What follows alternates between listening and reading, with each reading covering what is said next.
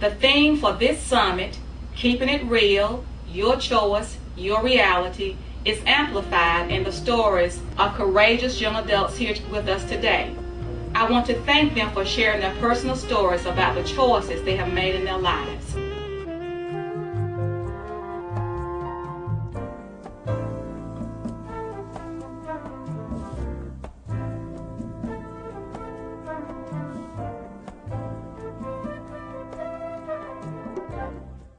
My name is Brittany. I'm 24 years old.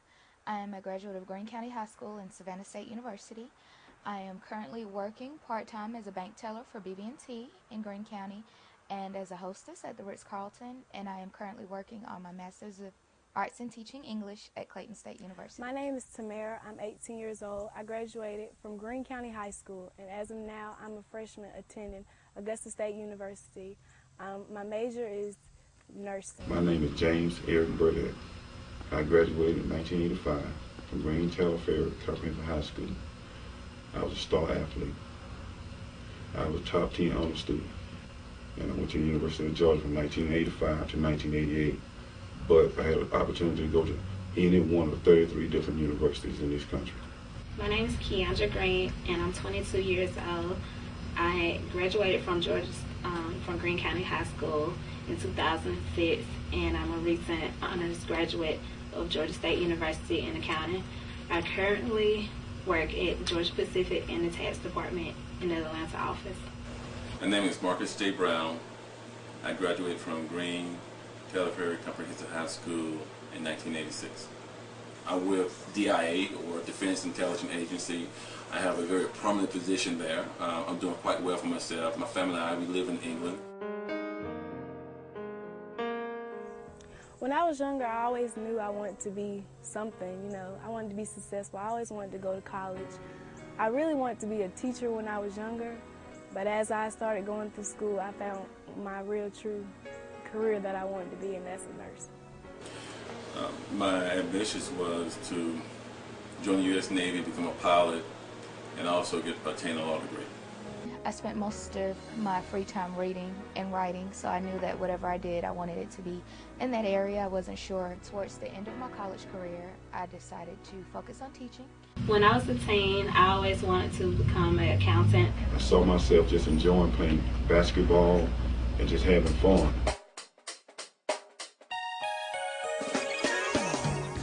I had parents that constantly checked on me to make sure that I was on track. I didn't get a chance to hang out as much as maybe a lot of the other kids, so I just mostly just stayed active in school, and then it was school activities and then home. So I think that was a good thing for me in the long run. My parents, my church family, and a few significant people at Greene County High School, they were all there, you know, to help push me and tell me never to give up and just keep focused. And it took till I'm 42 to really get my life back on track. You don't have to be a statistic. You don't have to be one of those male that, you know, have to drop out of school because you have a child, or a female that says I have to drop out of school because I have a child. It does not have to end that way. The choices are still yours. In 9th grade, I decided that I wanted to have unprotected sex, which caused me to get pregnant, and I decided that I would have my child and take care of my child. Because I have a child, I have things are just a little bit harder than they would be. Like for me, I couldn't even move into college campus housing because I had a son. They wouldn't allow me to bring my son, so I had to get my own housing so I could bring my son up there. Things become a lot harder when you have a child with you. If you didn't have a child, you wouldn't have to worry about, you know, school and taking care of his son and trying to make sure everything's straight with him. Me and Tamara had unprotected sex. You know, if you do have unprotected sex, choose to have unprotected sex. Only advice I can give y'all is that to stand by, support her. I support Tamara, and she's in Augusta State University right now. Well, I went to the University of Georgia in 1985 in the fall, September, and I became addicted to crack cocaine in 1986. And I went on to play for maybe until 1988. On the night we were supposed to play at the University of Alabama, I was here in Greene County, a local hotel, getting high on crack cocaine. As my parents put it, I had a responsibility. So instead of going to college first, I had to find a way or a means to provide for my child.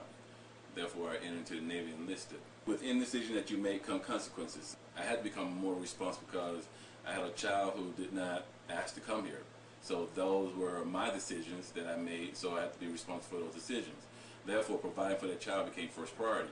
Marcus became a second priority. So until he got out of school, I delayed my attending college. Even being in the Navy when I had an income where I had to make a decision between sending money home to support Terrence or hanging out with the fellas and partying, or whether I want to get an apartment like most of the guys had, or live on base where I can send money home and take care of my son.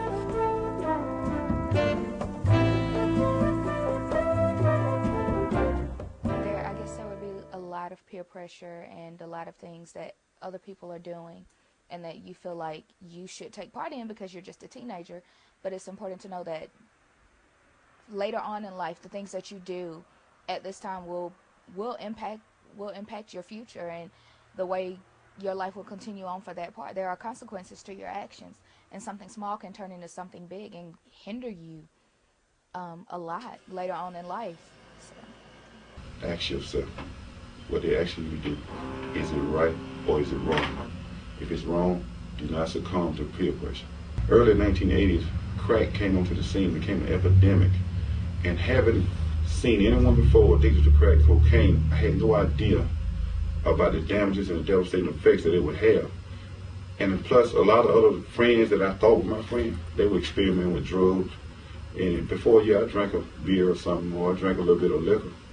But I experimented with crack cocaine, and that's the biggest mistake I ever made in my entire life. Peers influence you because what could be in today is not in tomorrow, and whatever choice you made on the day it was in can affect your tomorrow.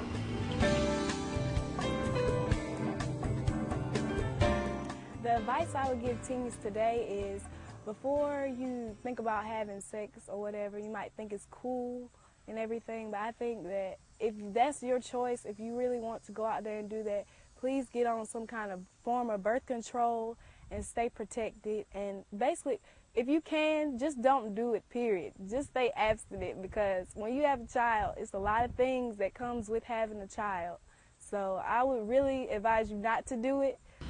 If I could turn back the clock and change my life, when I was a teenager, playing basketball, attending high school, attending college or whatever, I would surround myself with people my same age that want to make something of their life, not the ones that want to go to parties, not the ones that want to do drugs or drink or get high or do anything contrary to what you're trying to accomplish. I would surround myself with positive people that have dreams of becoming somebody in their lives, somebody that's dedicated and committed to the education that they've been afforded. To teens that are thinking of participating in different risky behaviors that are influenced by media or their peers, I would give this advice to them to just stop and think. Think about where you are right now in life, and think about where you want to be in your different goals and career aspirations, and then think about how that decision may impact or derail you from pursuing your dreams. It don't take one time, the first time, to make a baby. My son's mother and I had sex only once, and he was the product of that one-time situation. So yes, I believe that until you're mature enough to handle the consequences of engaging in sex, which normally lead to adulthood and marriage, that's when you should engage in those things.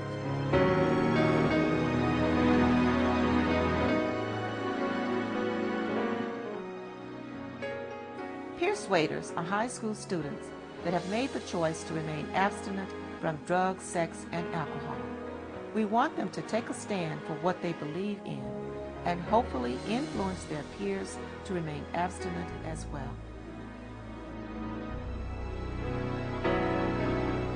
I see myself in 5 years at college and getting a major in design. I want to be an OB/GYN. My personal aspirations for 5 years from now is that I will attend Video.flv State University minor in athletic training and major in physical therapy. Position or athletic training.